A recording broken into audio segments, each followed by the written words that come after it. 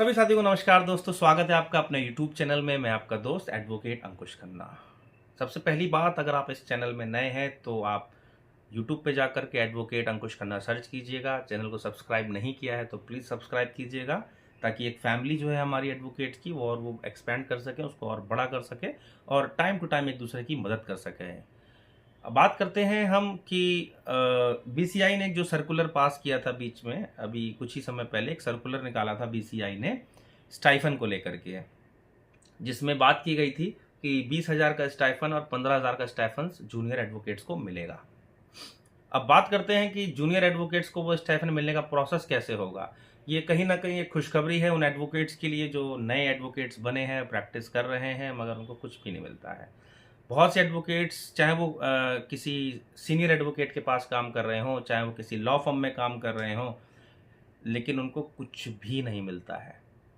अब बीसीआई ने जो चीज़ें बीसीआई को करनी चाहिए थी, वो बीसीआई ने अपने पास से हटा करके एडवोकेट्स के ऊपर जो है पूरी तरह से एडवोकेट के हैंड ओवर कर दिए कि भैया आप समझो, जो एडवोकेट्स हैं उनको आपको किस तरह से पेमेंट करनी है। फिक्स कर दिया है अमाउंट, 20,000 रुपये जो है वो अपना अर्बन एरिया के हैं, सिटी जहाँ जो सिटीज़ होती हैं, जैसे कि मेट्रो सिटी हो गई या फिर जो भी एक मतलब विलेज छोड़ के, और जो 15,000 रुपये हैं वो रूरल एरिया के लिए हैं, जहाँ पर मतलब उतना ज़्यादा चीज़ें अवेलेबल नहीं हैं। अब बहुत से लोग सवाल करते हैं कि सर ऐसा हो गया तो हमें अपने पास ही नहीं रखेंगे, हमें प्रैक्टिस ही नहीं कराएंगे, फिर हम आगे क्या करेंगे और वो कैसे देंगे। देखिए, सबसे पहली चीज़ है कि बीसीआई ने साफ साफ कह दिया है कि भाई आपको ये स्टाइपेंड देना पड़ेगा। अब वो आप कैसे देंगे कैसे नहीं देंगे वो आप डिसाइड करें, मगर हमें तो आप एक रिपोर्ट बना करके दीजिए। अब इसमें एक एनुअल रिपोर्ट भी तैयार की जाएगी। बीसीआई एक टीम गठित करेगी। सबसे पहले वो टीम जो है वो ऑडिट करेगी कि भी आप मान लीजिए आप जूनियर एडवोकेट हैं और आप किसी सीनियर के पास प्रैक्टिस करते हैं और वो आपको स्टाइफन नहीं देता है। आपको क्या करना है, आपको सिर्फ अपने स्टेट बार में एक छोटी सी कंप्लेंट करनी है कि सर मैं फलाना फलाना के पास काम कर रहा हूँ, मुझे स्टाइफन नहीं मिल रहा है। स्टेट बार का जो एनुअल रिकॉर्ड होता है, जो सारा रिकॉर्ड्स होता है, वो उस रिकॉर्ड में मेंटेन करेगी। फिर जो बीसीआई की टीम गठित करी होगी बीसीआई ने, उसको वो उस रिपोर्ट में उसके बारे में बताएगी।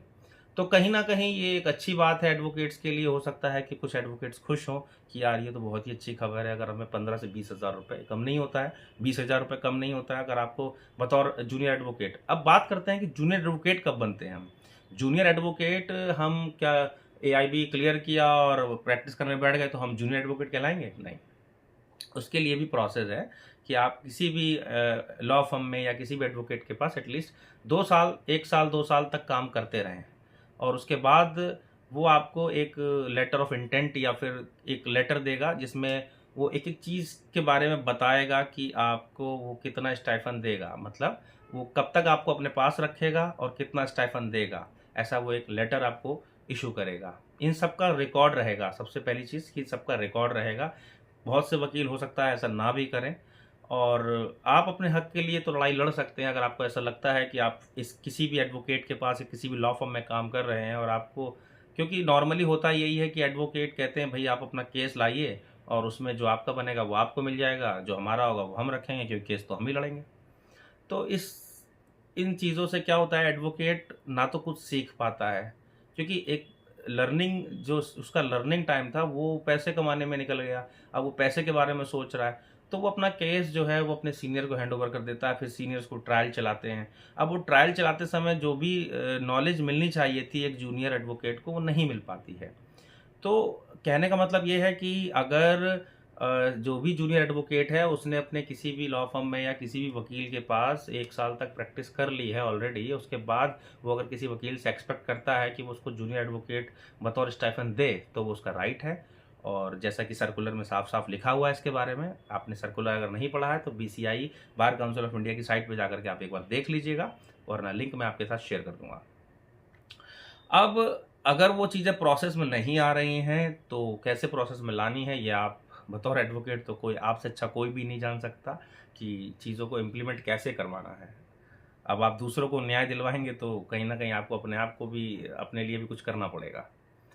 उम्मीद करता हूँ जानकारी से संतुष्ट होंगे, और अगर कुछ और सवाल हों आपके तो प्लीज़ आप मुझसे पूछ सकते हैं, मुझे कमेंट कर सकते हैं। मुझे व्हाट्सअप कर सकते हैं। फिर मिलूंगा आपको एक नई जानकारी के साथ। धन्यवाद।